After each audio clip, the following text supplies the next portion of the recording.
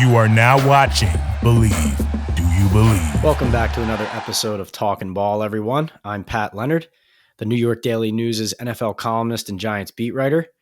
Have some special guests this week. Bennie Fowler, the Super Bowl champion, former NFL wide receiver, is back to download on all things around the league after week 4 and talk a little bit about a special wide receiver to this New York area.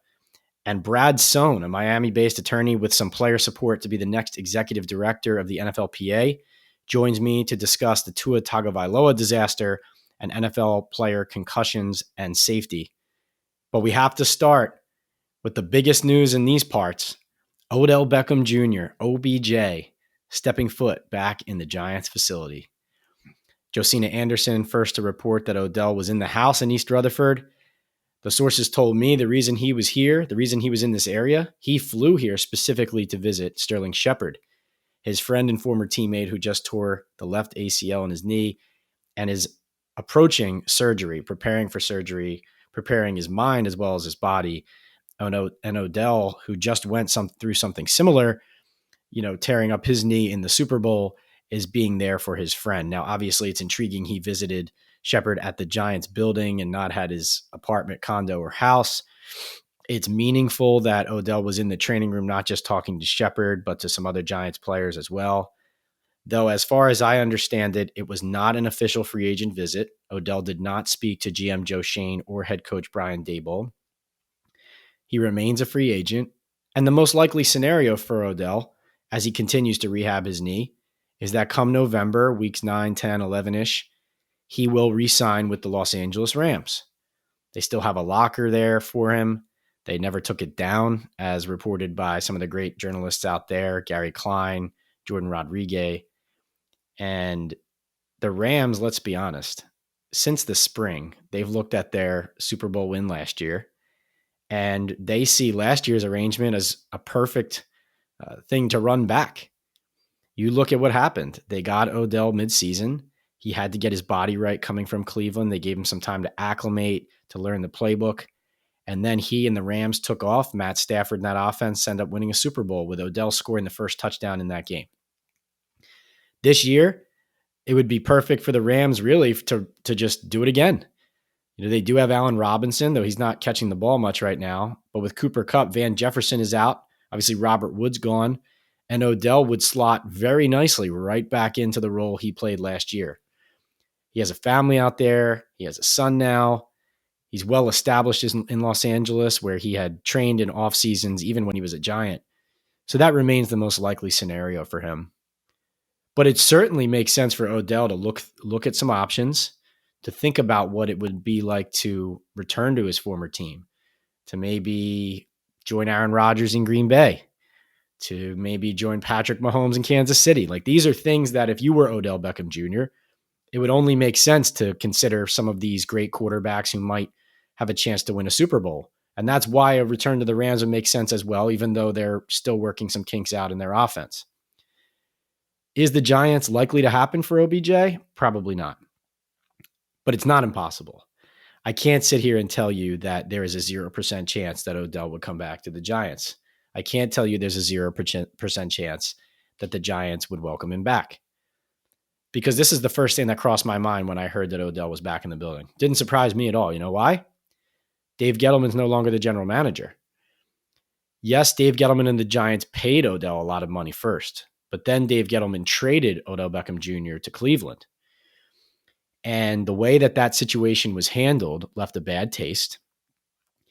And the fact is that there are plenty of people in the Giants building who respect Odell, who like Odell, and who would, and as you saw, just did, welcome him back in the building. It just had to be cleaned out. It had to be turned over. The general manager was responsible for him no longer being a Giant, had to go. He's gone. New regime, same ownership, but new regime. And now we see Odell returning, at least to shake some hands for now. Now, the Giants will have to continue winning. They'll have to stay more than relevant. They'll have to be a team that's in contention, in my opinion, come November for Odell Beckham Jr. to consider this. Right now, I think this is a good business move to leverage the Rams, first of all. But also, I could tell you this. there's been a lot of noise over the last couple of months surrounding Beckham and his potential move coming later this fall, that a New York move would make a lot of sense for him personally, business-wise, even football-wise, possibly. Now, in the short term, is it his best football decision? Probably not going to be. But you look down the road, you look at the fact that Odell's back here visiting Shepherd and saying hi to some people that he spent several years with as a former first-round pick here. And this is obviously where his star grew largest and where he turned into an international superstar with his one-handed catch, among many other accomplishments in games won and touchdowns scored. And it just makes sense to reopen that door, keep it open more than a crack, and be prepared for the day, someday in the future, sometime, where it might make sense to reunite and put back on the number 13 in Big Blue. So is Odell Beckham Jr. going to be a Giant this season? It's still unlikely that happens, but it's not impossible, and it's certainly now not impossible, as you can see from some maybe fences mended or fences that were never knocked down fully in the first place, that Beckham is keeping open the option and the opportunity to one day be a Giant again. We'll be right back here on Talkin Ball with former Super Bowl champion Bennie Fowler.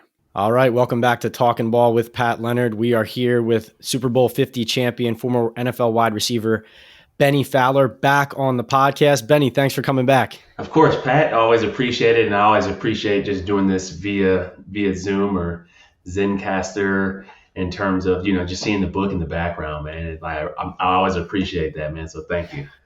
Oh, of course. Yeah. Hey, listen, you do so much off the field now, and even when you were on the field, like if I introduced all the things that you were, entrepreneur, author, like we'd never get to football, right? So let's get right in. And this is juicy. This is a juicy podcast, a lot to talk about, especially here in New York, Bennie, because you know who?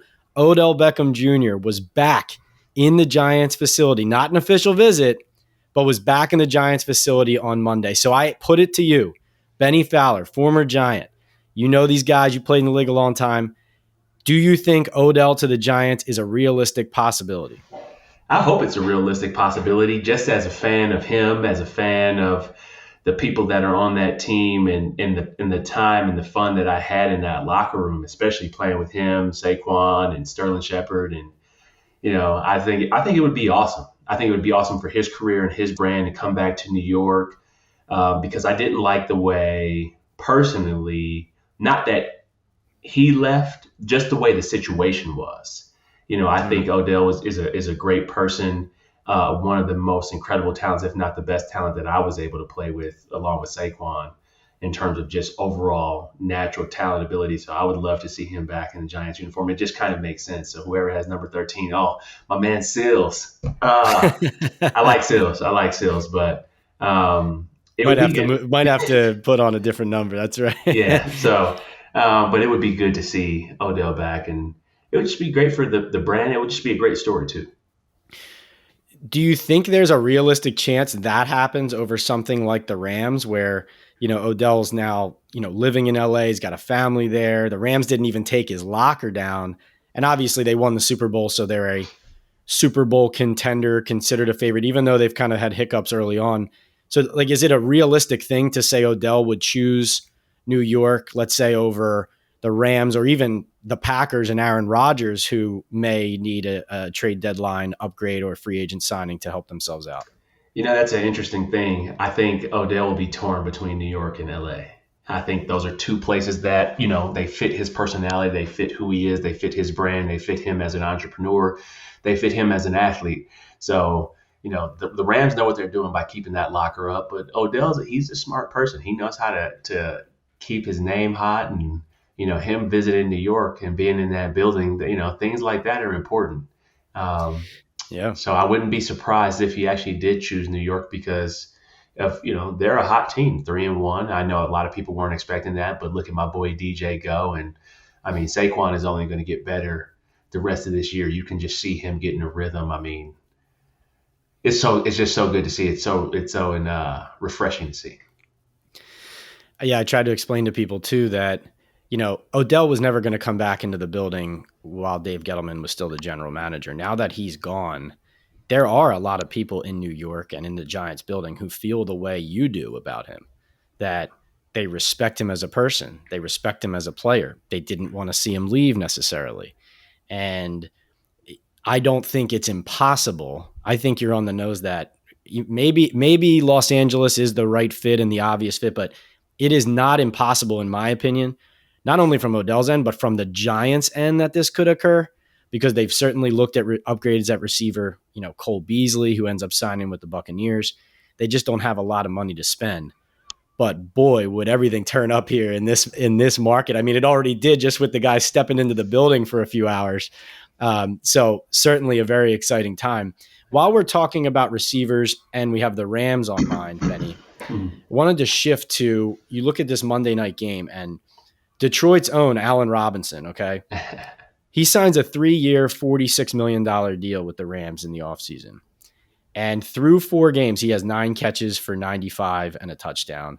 I think he had 2 for 7 in this loss to the Niners. Do you think, does there need to be a change? I mean, can they work this out? Can they figure this out? Like, why are they not getting the ball to Allen Robinson? What do you see as a receiver and a former NFL player that this isn't clicking right now? To be honest, what I see is no different than, when I first came on the podcast and I talked about any quarterback that is going to do well, they're going to need protection. So the question is I can't see it from the point of view of how they would watch film, but I would ask, is the protection there for Matthew Stafford to deliver the ball to Allen Robinson? Allen Robinson is playing the X. Those are usually the backside routes. We know Cooper Kupp is kind of the first guy to actually go out, be in the progression though. But, if Matthew Stafford doesn't feel comfortable or have time to throw, he's just going to immediately go to that outlet. So the question is there enough protection? Because I know Allen Robinson's open. I played with him in Chicago. I grew up with him. We grew up together. I'm 2 years older than him, but we grew up together, played AAU together. Our families are very close. He was at my wedding. So I know he's open. I played with him in Chicago, and I've seen him on film. I've never heard a opposing coach have more respect than what Sean Payton had for when we were playing the Chicago Bears. So he had tremendous respect for A-Rob, and I know A-Rob's open. So I'd be curious to see where the game plan and, what Sean McVay is really drawn up. But, Matthew Stafford's not going to be able to deliver that ball if he has no protection. So I think Matthew Stafford was sacked 7 times last night, pressured 17. It's just going to be hard to get people the ball. Cooper Kupp's got the shorter routes. So it's going to just end up throwing him the ball. No, that's really good perspective. I think a lot of people are blaming it on, player's not a good fit, but if he's running routes down the field backside and Stafford can't get to those, that explains it right there. Like you said, Robinson's always been a great player, not a good player, a great player with quarterbacks much worse than Stafford. So it would be crazy to think all of a sudden this player isn't producing and has lost his talent. And then let's remember too, with the Rams, they don't have Odell as that third option. They don't have Van Jefferson, who's hurt right now. So they're kind of limited on the outside as well. And while we're talking about a Super Bowl reigning champ who's kind of skidding a little bit, I wanted to turn to really, let's evaluate the whole league. Let's look at how teams have gone up, gone down, and where you think, as a seasoned veteran and someone who watches all these games and knows way more football than I do, where they all stand and whether they earned it or whether you're worried. So we're going to say, are you a believer or are you worried? Okay. And I'm going to start with the Philadelphia Eagles and Jalen Hurts at 4-0. Do you believe that they are as good as their record says they are? I do believe that, starting with their defense and then number one, and then Jalen Hurts as a leader. I mean, he is playing complete football. He's playing complementary football. He is playing from a place of strength, and that is using his legs, but also delivering the ball. A.J. Brown, Devontae Smith, the tight end Gobbert. I mean, but their front four on the other side, Brandon Graham, Fletcher Cox. I mean, they're monsters. When we won a Super Bowl, our quarterback play was not necessarily the best, but the defense was incredible. And I think at Philadelphia, they're catching lightning in a bottle right now, and they're playing with a lot of swagger. So I'm a believer. Benny, when you see Jalen Hurts throw, because I know in years past, even like you heard defenses openly say, like, we're going to try to make Hurts throw the ball to beat us. So obviously he's worked hard at it. When you watch him throw as a quarterback as a receiver, like, do you have reservations about how he delivers the ball? Do you see noticeable improvements in it? I think he's always delivered the ball the same way. I think right Hmm. now he just has incredible talent surrounding him, so you can actually see all of his ability. He's got A.J. Brown, who has a great relationship with Devontae Smith, who he had at Alabama. Like, those are first-round picks. So Mm. now he has all the talent surrounded him, and now he can flourish. So I think he's always delivered a good ball. But, Okay. I think he's doing his thing. Rain, sleet, or snow, the Eagles train will go, was what Hurts said in the locker room after their fourth win. Vibes are high in the city of brotherly love, but they're also high right around here. Giants 3-1. You mentioned Saquon. I mean, looks like he's shot out of a cannon right now. Are you a believer that the Giants are going to keep this up? Are these 3 wins in 4 games? Is it smoke or is it fire? No, it's fire. I believe. Look, I believe in Daniel Jones and I believe in Saquon Barkley. I'm really upset that Sterling got hurt. I think he's a great teammate, but he's just one of those consistent players. I think for the Giants to continue to do better, they're going to need even more help. Galladay is going to have to step up and do his thing and know what he's capable of.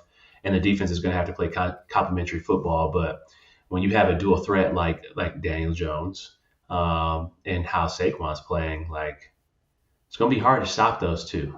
And then, you got great receivers. You got my boy Sills on the outside. They're going to need some help, though, in terms of, Shep is not easy to replace because of what he will do in the run game and then what he can do just as a receiver. So they're going to have to play complementary football in all 3 phases. Benny, is Saquon? You mentioned Odell earlier too. Like, is Saquon the biggest physical freak you ever played with, or is it Odell, or is it those 2 1-2? Like, how do you break it down with all the guys you played with? Yeah, I would say those 2 are 1-2.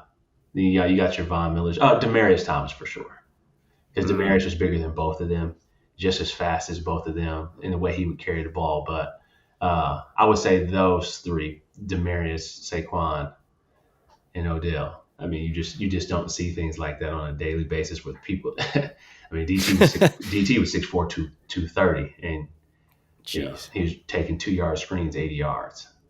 Yeah, the old saying is no cheering in the press box, and that screen pass where Saquon did like a pirouette, broke a tackle, ran back to the left. Like, I actually said, wow, like very loudly. And a bunch of people kind of looked at me, but I'm like a fan sitting on my couch at that point thinking, holy Lord, I think I'm just witnessing something I'm not going to see again. Yeah. You mentioned Daniel Jones and his dual threat and his mobility. Mm-hmm. So Daniel never wants to come out of a game, obviously. And, right now, I think the decision, first of all, it's about his health. But you could see in the game against the Bears, part of the reason they took him out wasn't just his health. Like, he could, and you saw, he came back in the game after Tyrod Taylor got hurt. It was also the coaches saying, well, the game plan that's working, you can't execute it because you hurt your ankle, you sprained your ankle. What do you think as a player, and knowing Daniel, obviously, and just how these things work with teams, should an NFL team like the Giants keep Daniel out of this Sunday's game in London against the Packers, even if he's able to step on the field physically, to protect him, and also because he can't execute his game and the team's game plan to the highest level? Or as a player, would that be unfair? Would it only be fair to say if Daniel's able to go out there, tape it up and go, he has earned the right and deserves the right to be on the field? I know DJ's going to try to play for sure. That's just who he is. If I'm the Giants right now, I play the long-term game, and the ankle injury to me looked really bad. And just the way he was limping out there did look bad. So I play a long-term game. We're 3-1 right now. Question is, I don't know if Tyrod's not playing, I don't know who's under center, but we still don't know yet. Yeah. So that's that's a little tough. And I know that's going to eat at them a little bit in terms of like, all right, do we put DJ out there? But long-term, for him to play really good ball in October, late October, November, and December, which is more important, do you just send him out a week? I would lean towards sending him out a week, but I'm also the same person. I had a high ankle sprain. I sat out. I tried to shoot it up so I could play because I didn't want to go on IR. So, I know how DJ's feeling. You've been there. You've been there. Yeah. When was that? That was the year we won the Super Bowl against the Patriots, but I missed 1 week and I had to play the next week or else they were going to put me on IR. And then that was back when the IR designation, you couldn't come back. So I had to do it because I knew our team was too good and I didn't want to miss any time. How did you make it through that next game? It was awful. I barely played. I was limping a lot, but it didn't really matter. We kept winning. So that's a great window into what you guys fight through and play through. And I always try to tell people, and I say this to players too, like most people, there's the official injury report, but most people don't have any idea. And sometimes we'll never have any idea about what guys are dealing with. And really the fact that every player on the team's dealing with something and it's just not listed and people don't know. Yeah. So it's what a window into that. All right. So this team, are you worried? The Denver Broncos, 2-2, and some, let's say, game management issues, outside and internal concerns. Obviously, Hackett brought in somebody to help him with game management. The offense hasn't clicked. They lose Javonte Williams. So, how do you view the Broncos right now? Yeah, I'm worried about that team. Javonte Williams is a big loss just in terms of what he can do. He runs the ball so hard and what he can do in the pass game. And then they're still finding their rhythm. I think that similar to the Giants, the Broncos need some help on the outside. They have an incredible talent in KJ Hamler that hasn't been utilized to the best of his ability. So I'd be curious to see how he gets involved because he can stretch the field, and that's one of the elements that the Broncos need. But their defense is playing incredible. And they have one of the best corners in the game and Pat Surtain. But I'm a little worried just, this division's kind of, between them and Kansas City, but the offense has to get going. So we're a little worried about them, a little bit worried about my Broncos. That's it. No, that's an interesting point about, everybody knows the names Sutton and Judy, but that Hamler, and I think Russell Wilson might have hit him on one deep one against longest the Raiders pass of the year so far. So that's perfect example for you then, case in point, I guess. Mm-hmm. He's a Michigan guy too. He went to, he's from Michigan, so I know him very well, and I know his talent and his ability. He's a second round pick, so they got to get everybody involved. Sutton is an incredible receiver, and I think him and Russ have great rapport, but the other two need to get up to speed with Russ. All right, so are you a believer? Let's go back to the other category. The Miami Dolphins, 3-1. With Teddy Bridgewater, starting in Week 5. I'm not a believer of the Dolphins. I don't know how they'll finish up. I think right now they're catching a lot of teams off guard with their speed, and I think Tua did an incredible job of, placing the ball and doing some incredible things. But I'd be curious to see how they would, continue to keep that momentum going. Towards the second half of the year where, it gets a little bit colder, other places, people understand what your go-to plays are. So I'd be curious to see, but I'm not a believer in the Dolphins just yet until I see them make the playoffs and until I see the leadership at the QB position. Interesting. And so speaking of the QB position, what did you think of watching the Tua Tagovailoa injury? Seeing him come back in the Buffalo game, then watching the injury on that Thursday night game in Cincinnati, and how, as a former player, do you view it, think about it, and process it? Well, I process it in the same way, you have to save the player from himself. Similar to Tua, the 2017 season with the Denver Broncos, I caught what I thought was a touchdown, landed on my head. It's on YouTube. And I lose my balance twice. I fall down twice. I fall into the ref, then I fall into the trainer, but lost my balance. And I didn't black out or anything, but didn't come back into that game, but played the following week. So it's easy to beat the concussion protocol. So they're going to have to change things around that because I played the next week and I knew I wasn't right. I wasn't right the rest of that year. But, it was my last year in Denver contract. I was playing for a lot. I was playing for my family. So with that being said, they're going to have to try to figure out ways to really diagnose and see when a player is actually back online. But there's so much into that, and the baseline testing, they're going to have to actually really test people and have a better test to actually, because the threshold is so low. People fail those impact tests, or not fail them, but have a low standard for the impact test all the time. Can you explain to me why it's easy to pass, as you said, the test? I mean, well, the impact test that they have you do, people don't always take it seriously. So your threshold is low. So when they're comparing it to your actual normal score, when you're normal, it actually could be the same or better. I just actually heard my boy, one of my former teammates, Orlando Franklin, talking about it, how people would just fail the impact test. And I was like, yeah, that makes sense, because I used to do the same thing. But you don't want to miss any time. It's not the team's fault. You just don't want to miss any time. So you're like, all right, I'm going to get back out on the field.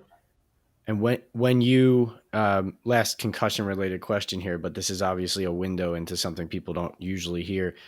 When you said you weren't right the rest of that season, what things did you feel or experience that told you at different points, even though you were pushing through, that you weren't right? Like brain fog, crazy anxiety, nervousness, just like a lot of overthinking, rumination. So it's just a lot that you can just tell, like, something's a little off, and you're trying to get back to that baseline, take whatever supplements you need, or do whatever you need to do in terms of meditation, whatever you may be. But yeah, you can definitely tell. I saw, I had a friend of mine who actually had a concussion when I was playing in Denver. Now, he never went back out there and played, but he wasn't right the rest of the year. And they would have him come to the facility every day, and he would just walk. But, those concussions, after you have a while, it's easier to get your second one, third one. So, and scary, frightening, and hopefully, unfortunately, it takes a situation like this sometimes for change to happen, but we're hoping the change that happens is meaningful and significant and protects the players, like you said, from themselves in these situations. So back to believer or worried. The New Orleans Saints, 1-3, Jameis Winston hurt. I guess hard not to be worried, but are you worried, or do you think they have a strong enough roster and leadership to turn it around? I'm worried about them. They do have a strong enough roster. They have all the talent and ability. I think the one thing that is missing is Sean Payton. Sean Payton brings a different level of swagger. You can't just replace a CEO of a company, or you can't just replace a head coach who has been there, who is, when you think about the New Orleans Saints, yeah, you think about Drew Brees and some of the other players, but you really think about Sean Payton. There are only like 4 or 5 coaches in the league where, like, if you think of a team, you think of the coach as well, not just the players. Right. Sean Payton, Bill Belichick, Mike Tomlin. Like, those are the 3. And I think that's what New Orleans is missing. I don't think it's a talent thing. I don't think it's a Jameis thing. I wouldn't care who's at quarterback if Sean Payton was there. We see less of Taysom Hill without him. Yep, you see less of Taysom, and then at the same time, I mean, I've seen Sean do it with Trevor Siemian. We've seen him do it with Teddy Bridgewater. We've seen it. It didn't matter who was at quarterback. So that's a good point. The different figurehead, and they did gear up for this season, believing that they could still kind of go for it. But maybe the window is closing, not just because of other factors, but because that CEO that they're used to having, and really that great offensive mind, isn't there. Yeah, it's not a talent thing. They have one of the best rosters in football. They have one of the best receiving cores. They got one of the best running backs. They got great tight ends. They got a great offensive line. They got one of the best defenses and one of the best corners, safeties. So they're not lacking any talent. Okay, so speaking of there's another team actually, I think, that as you're talking, that I identify with a head coach, and that's the Seahawks and Pete Carroll. And they are 2-2, and Geno Smith is playing some ball. So I ask you, are you a believer in the Seattle Seahawks? I'm not a believer. I'm a believer in Pete Carroll, but I'm not a believer just in terms of that team. I think they're playing good ball. They're playing complimentary ball, and big shout out to Geno and the way he's playing. I love the way he's playing. I'm just not a believer in terms of that division. I see them still being the third team in that division, third or fourth team in that division. I still think the Rams will find their rhythm, and I think the Niners are playing great ball right now. So that Niners defensive line is insane. I mean, it's insane. I think they were giving up 12 points a game going in, so I guess it's lower now, right? Because they win that game 24-9 over the Rams, but it's hard for me to see any team in that division having an easy time with them. I mean, they were just rolling. Their corners, their corner play, their safety play, one of the best linebackers, sideline to sideline, and Fred Warner, and then the front four speaks for itself. You don't even have to blitz it to collapse the pocket with them, which is awesome.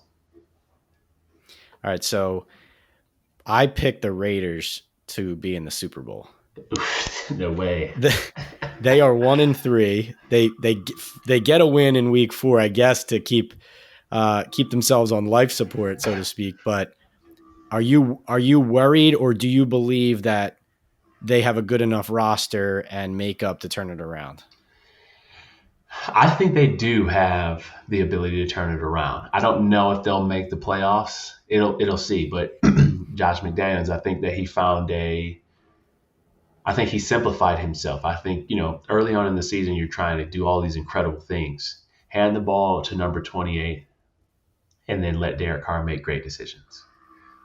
They're doubling Devontae Adams. Like, let's just make this. Football is actually a pretty simple game. So, I think Josh Jacobs ran for over 150 yards. Devontae Adams had his 100-yard game, but run the ball, play complimentary football.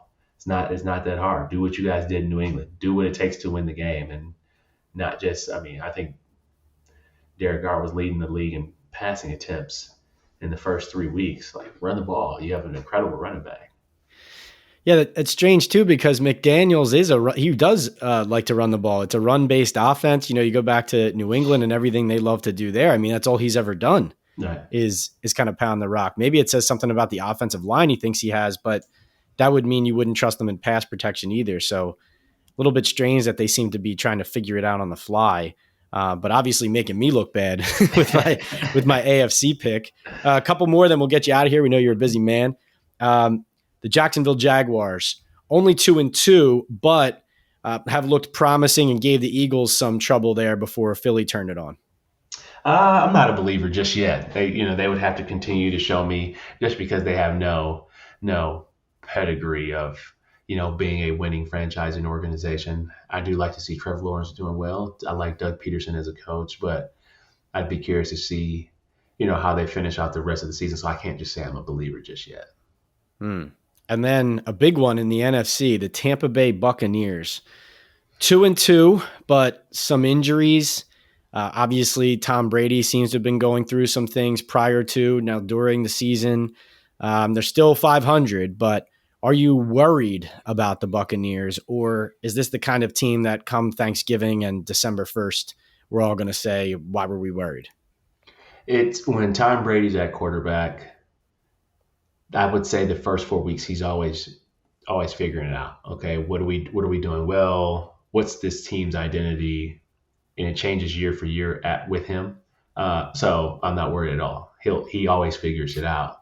But no different than in New England, we would always question them the first 4 weeks of the season. They might be 2-2 or 3-1, or they might even have a losing record, and you always question them. And then after those 4 weeks, they usually figure it out. They usually have some weird losses to like the Lions, or always have something weird going on. Tom Brady always has something weird going on in the first 4 weeks, and then it's smooth sailing after that. Then they finish 12-4. They go on a 12-game winning streak. So I can't say that I'm definitely a believer. Makes sense to me. And then finally, as you've watched the first 4 weeks of the NFL season, which team do you think stands out to you as the best in football right now? Is there a team that you think has separated itself from the group? I think this is one of the most balanced times I've ever seen in the league, where I can't necessarily tell, because you see Kansas City, what they did against the Buccaneers, but then they lose to Indianapolis. You're seeing Philadelphia, but they struggled a little bit with Jacksonville. You're seeing Tampa Bay with Tom, but they're 2-2. But they're kind of going at status quo. And then you have teams like the Chargers who, had all these expectations and they're sitting at 2-2. So it's open. The Broncos are 2-2. It's a lot of teams won't separate themselves until after week 8. And then you'll be able to tell. So the sample size is pretty small. So I would say Kansas City, I'm always going to keep Tampa in there, Philadelphia, and the New York Giants. Let's go. And a Packers team that just struggled with a Patriots team in Lambeau that for part of the game had rookie Bailey Zappi from Western Kentucky at quarterback. So you look at the matchup, Packers-Giants, and you say, oh, yeah, Aaron Rodgers, the Giants are going to have a chance. But if this 1-3 Patriots team had a chance, the Giants do too, right? Absolutely. And Aaron Rodgers is also another quarterback who's kind of figuring out this is new territory for him. These are a lot of new receivers and injuries, but I mean, the way he slings the ball, he'll be all right.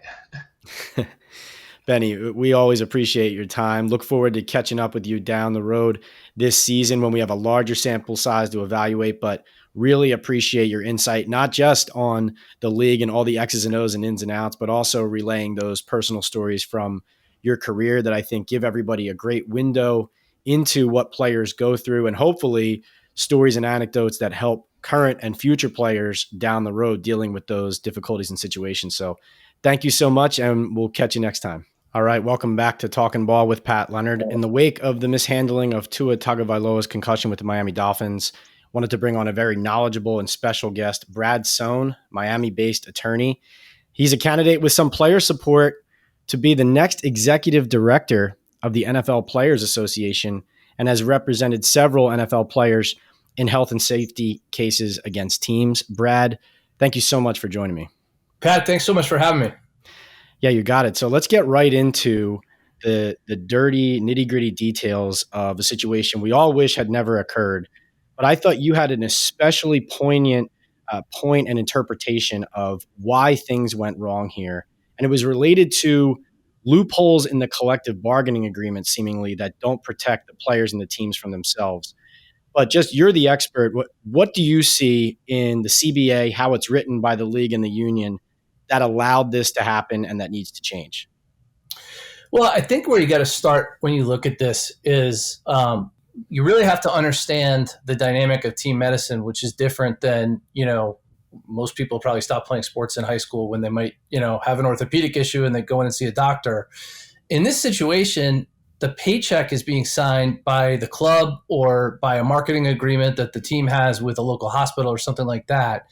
And that doesn't automatically make, the doctor that's treating the patient, in this case, a player, evil. But what it does mean is just human nature is what it is. And people are on some level going to have to be responsible in some way for the person that's name is on their paycheck. Right. And so in that situation, you've got to make sure that the player's health has an advocate that's not in any way subject to a bias or a problem like that.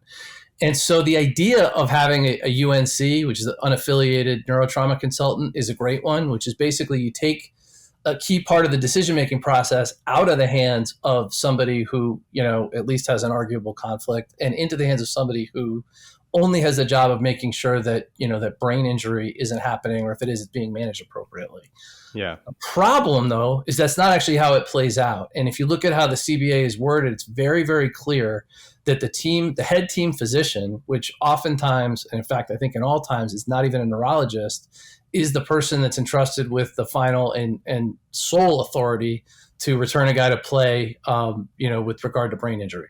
Right. No, it is really dangerous. And I didn't fully understand that until you pointed that out to me. And sure enough, the wording, the decision to return a player to participation remains within the professional judgment of the head team physician.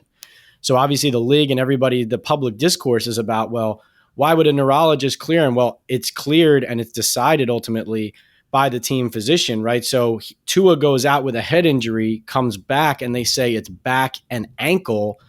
So that's because the team physician, and we weren't in the room during these examinations, but a team physician, if I'm understanding this correctly, could say, well, we examined him, he passed the concussion tests, and I am changing the designation of the injury from head to back and ankle, at which point that removes the independent neurological consultant from the equation, correct? That's absolutely right. And just think about how problematic that is. The whole intent of the rule gets swallowed up by the ability for somebody who now is being paid by a team to go, oh no, it's just an ankle. That's why he's stumbling around. He can go right back out on the field, which is obviously a huge issue. So what do you make in that context of the NFLPA's pretty quick firing of the independent neurological consultant this was the person who was affiliated and working alongside the Dolphins team physician with Tua during his clearance in that Buffalo game. So if the team physician had final say, what do you make of that immediate almost investigation and firing of the UNC? Well, it's tough to know definitively, obviously, without being in the room. But there's a few things that come to mind. The first is just when you're looking at a situation where the person that the buck is supposed to stop with is the team doctor. Why hasn't a spotlight been shined there? I mean, logically, that's just where your mind goes. Is okay. Regardless of how this actually played out, the person who's the final stop on the food chain here is supposed to be, according to the CBA, the head team doctor. Why isn't, John Uribe being asked questions, perhaps harsher ones and scrutinized more than anybody else? The other thing that really kind of jumped out at me and it seems very, at least has the potential to be driven by, making sure things look good as opposed to, actual changes, is the fact that if you look at why the UNC was let go, he wasn't let go based on any failure to actually, do the protocol correctly with Tua. He was let go apparently for not cooperating appropriately with the investigation and this one, I don't even know what it means, for not understanding the role of the UNC. But both of these are kind of like weird, almost like procedural things that are not actually related to what went down in any way. And so it definitely runs the risk of feeling like an optics-driven situation instead of an investigation done with an intent to really, accomplish something. That's extremely interesting. And if the NFL, if the NFL is guilty of anything year in and year out, I think a common criticism of people in and around the league is that optics, unfortunately, seem to drive investigations, public statements, major decisions like this, where you wish it didn't take an injury like this to start hearing some of the calls for amendments and reform that people like you are thankfully, have been saying even prior to this. But the NFL definitely is guilty, in my opinion, of optics-driven reactions at times and often rather than preemptive measures. But Brad, there's no doubt. Yeah. And sorry to cut you off, but I have I often joke, but I think it's really true. When given the choice between looking like it's doing the right thing and actually doing the right thing, the NFL always seems to choose door number one. It's unbelievable. And that's well put. And when everything is on such public display as we see on national TV, there's nowhere to go, there's nowhere to hide.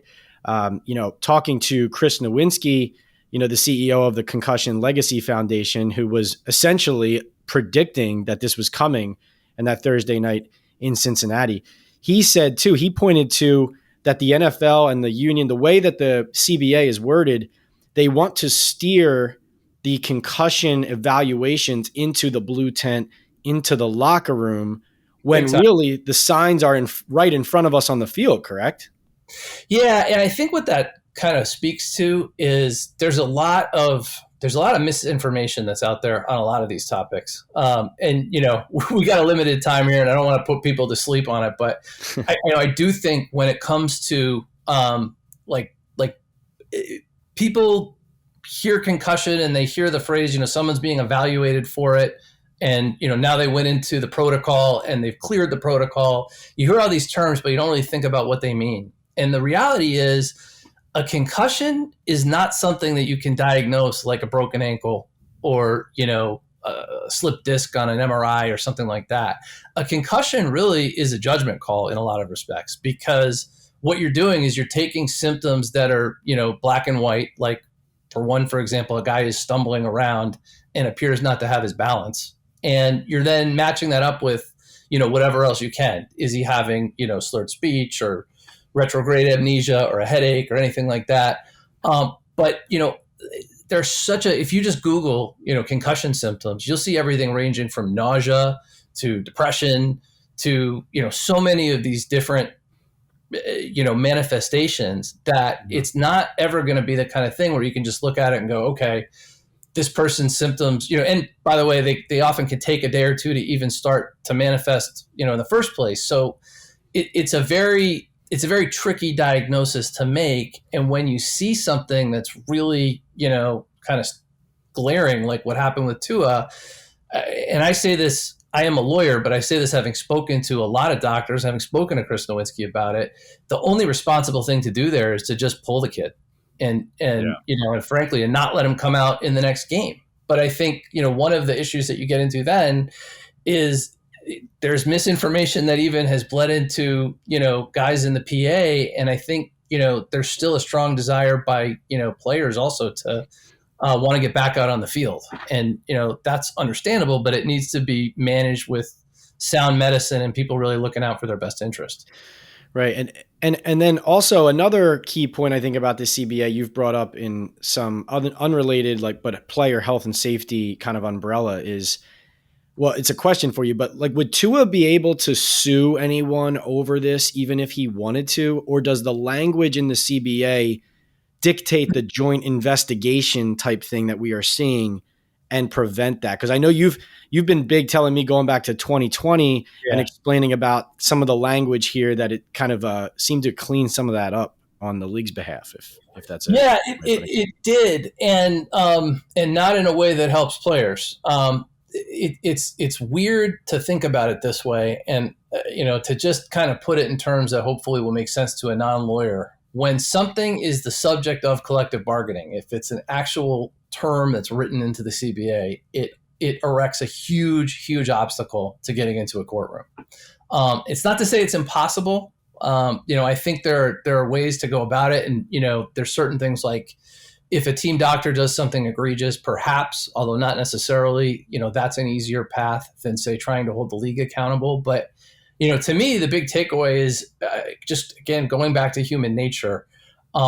If people feel like there's, carte blanche to do whatever they want, they're probably not going to behave as responsibly as if they know that they can be smacked with a gigantic lawsuit and, have to stroke a gigantic check to, make the situation right. That often makes people, think smarter about preventing bad situations from happening in the first place. And unfortunately, that's certainly been made a hell of a lot tougher. In the context of the Tua situation, were you stunned to see Cam Brate, the Buccaneers tight end, come back into that game against the Chiefs? Yeah, I was. And, he's a Harvard football guy. I'm a Harvard football guy. We've got some mutual friends. And I was hanging out with him at the Super Bowl in Miami a couple of years ago. And we were talking about something and the subject of concussion came up. And, I think back to it now. I don't want to get into, personal conversation, but I just, he's a great kid. And, when you see somebody just, really put themselves into harm's way like that, you just get worried and concerned. And I got really pissed off when, the world is on fire with this news for a week. And yet, not 12 hours removed from, announcements made about, changes to the concussion protocol, do we see exactly the same thing happen again?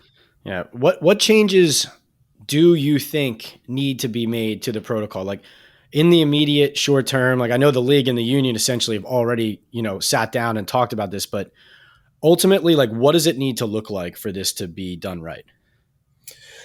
Well, I think that one thing that's happened in more recent times with the PA is Players Inc. is a real business now, and it generates a lot of revenue.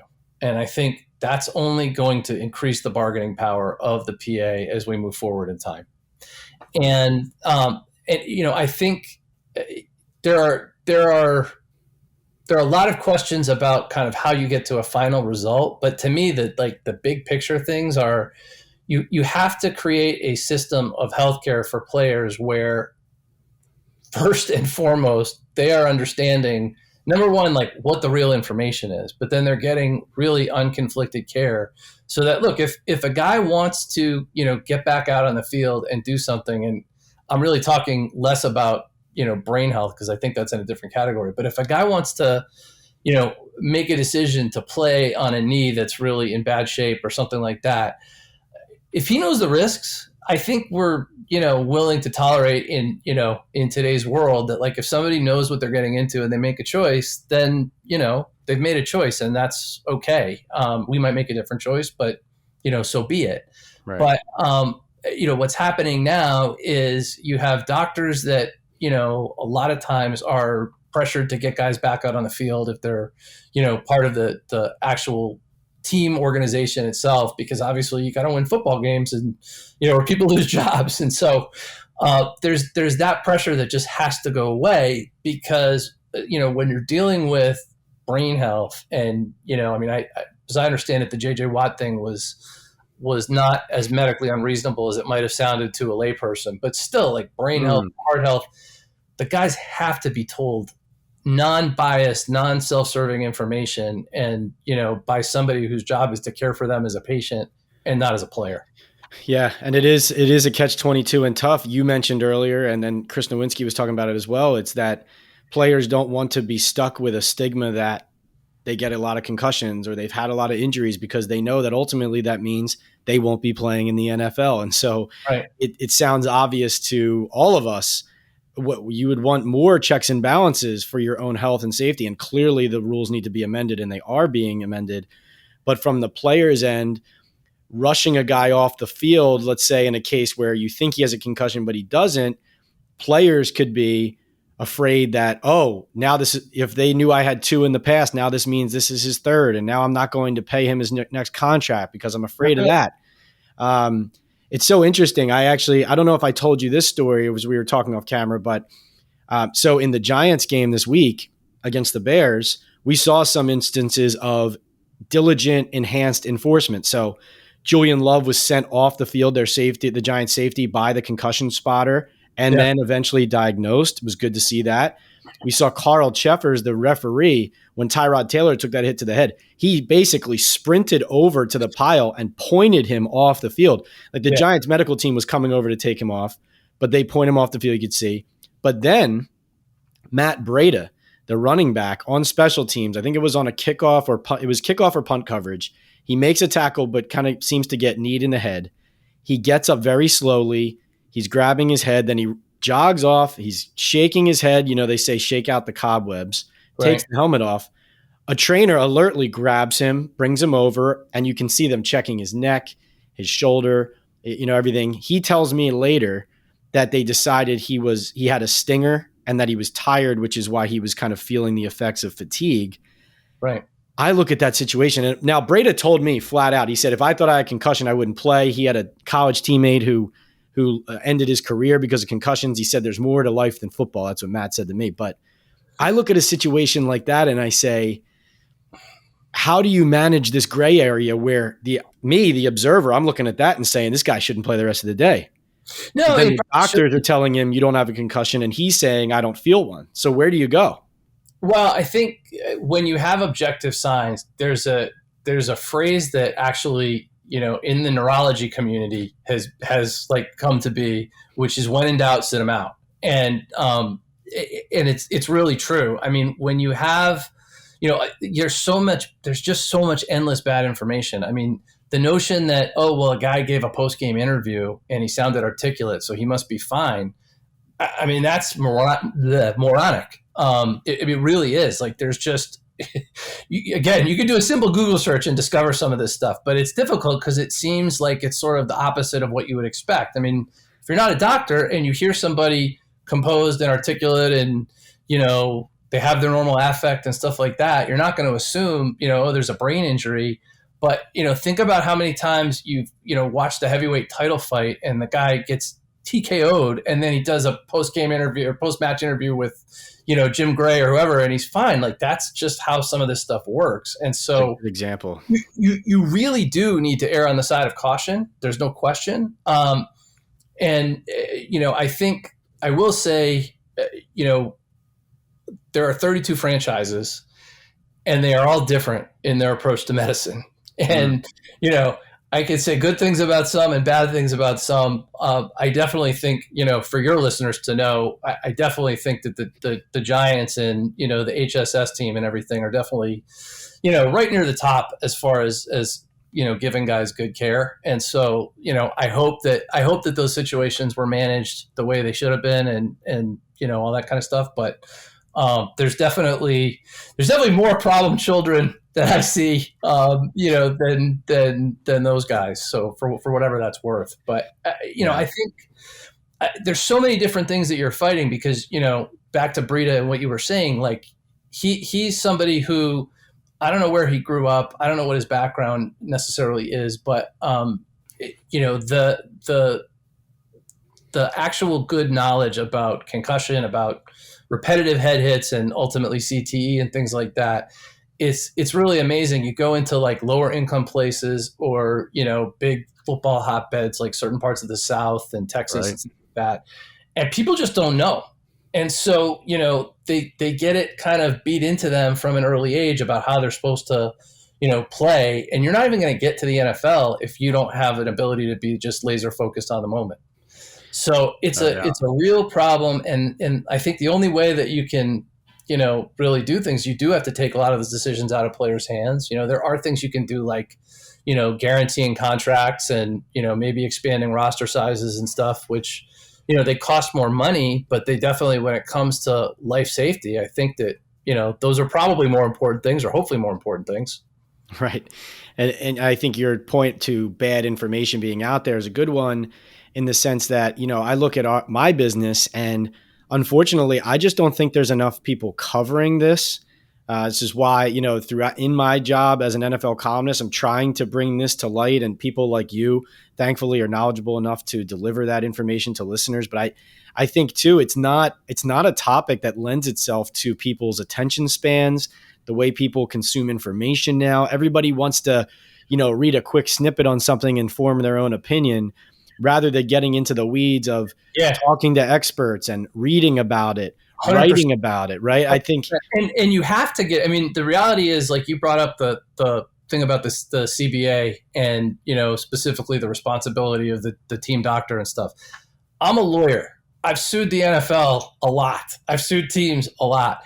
I went back and read the protocol and looked at it and saw an asterisk and saw a really small font and saw what it said and kind of my jaw dropped. Over last weekend when, during the Dolphins Bills game. So you really do have to kind of work at this stuff. And, a lot of people also feel like, oh, these guys know what they're getting into. I just want to watch the game and, whatever, and sort of dismiss it that way.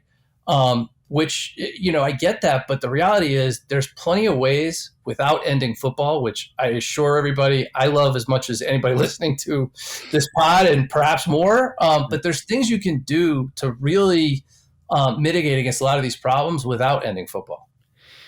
Well, like I said at the start of our interview, some significant player support behind Brad to become the next NFLPA executive director. You can see why. He's an expert. He's knowledgeable. He spends a lot of time on this, and he's a hard worker. He is at Brad Sohn, Sohn on Twitter. Go follow him. And Brad, I want to get you out with one more question here. I saw you actually post a poll, I believe, about this on Twitter. When do you think Tua Tagovailoa is going to return? Because I saw some reports when Mike McDaniel says he's out for Sunday. I thought, yeah, you think? Sky's blue, right? Right. But when is he going to come back? Is it going to be when the story dissipates? Is it going to be one game out and then the Dolphins will put their foot in the ground and say, we trust our doctors? How is this going to go, in your opinion? Well, it remains to be seen. I think, just based on the body of evidence that I've seen over the past 2 decades, I think he's probably going to come back in a couple of weeks. The reality is he should be shut down for the season. But, I hope whoever's managing that situation is doing right by that kid. Me too, Brad. Me too. Thank you so much for all your insight. It was something I think the listeners and every football fan really needs to hear. Like you said, we all love football. We want to make it better, safer for the players. Thanks again. Thank you. That'll do it for another episode of Talkin Ball with Pat Leonard. Thanks for joining me. See you next time.